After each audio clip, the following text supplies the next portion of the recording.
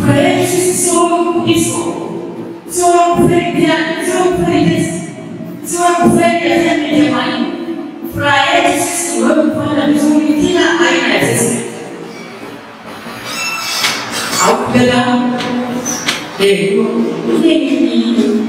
kasa teknolojia wetu wa mtandao. Lazima tuwe wazi kwa wewe mstari nao sahihi. Kwa sawa.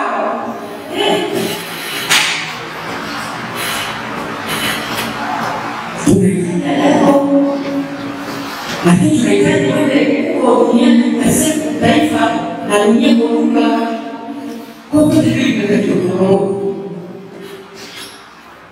pamoja na yote nilioelezea ni kwa nini siku ya leo tumekutana na wanafunzi wetu. Pia katika taasisi yetu na siku ya leo tumeweza kuwaelekeza wanafunzi wapya na wanaoendelea kwa kujua masuala ya kimaadili. Wanatakiwa wavae mavazi ya staa. Tunakuwa tunawaelekeza ni namna gani ya kubehave kama mwanafunzi, kwani hao watoto wetu tunaowalea sasa hivi na tunaandaa kwa ajili ya kuwa watumishi wa baadaye. Kuanzia mavazi, lugha, nidhamu, heshima kwa wakubwa na wadogo, walimu na wafanyakazi wa hapa na jamii nao wazunguka ndani na nje ya hosteli za wanapoishi. Cha msingi na cha mno ni kwamba nimefurahi kwa jinsi nilivyofika hapa TIA, kwa jinsi tulivyopokelewa na viongozi wetu, kianza na HR, viongozi mbalimbali, lakini vile vile hata rais wa wanafunzi wa serikali ya TIA. Kifupi, mazingira ya TIA ni mazuri kwa jinsi ambayo nimeyaona. Kwa hiyo ni sehemu nzuri ambapo wanafunzi wanaweza wakapata elimu ambayo ni nzuri, itaenda kusaidia katika jamii ndani na nje ya nchi. Kwa hiyo ni wasii na kuwaomba hata wale wanafunzi ambao labda wanatamani kuja kusoma TIA, na wahakikishia na nawaambia kwamba ni mahali sahihi pa kupata elimu ambayo ni sahihi. Kwa majina naitwa Maiba Letare, rais wa serikali ya wanafunzi TIA Singida.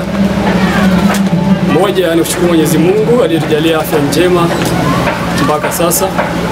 Pili, naomba nitumie nafasi hii kuwakaribisha wanafunzi wa mwaka wa kwanza ngazi ya cheti, diploma, bachelor na hata masters. Ni wasii wito wangu kwao, tuishi kwa amani, kwa upendo na mshikamano, tutambue jamii inayotuzunguka, tuishi na watu wote eneo hili la chuo na hata nje ya chuo. Kwa majina anaitwa Dr. Fatuma Ndoile, ni mtoa huduma katika kituo cha afya Sokoine hapa manispaa ya Singida.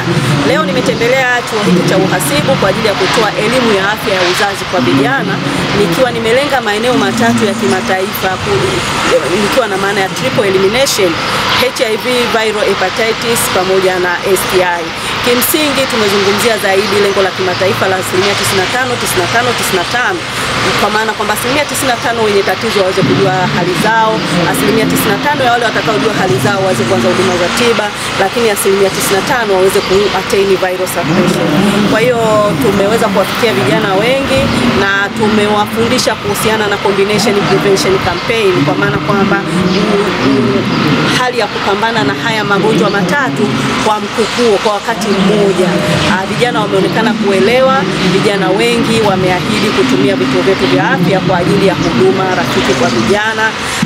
Mimi kwa kweli nimekuwa excited na watoto hawa kwa sababu wanajitambua na wameahidi kufanya vema na kulinda afya zao wawapo chuoni.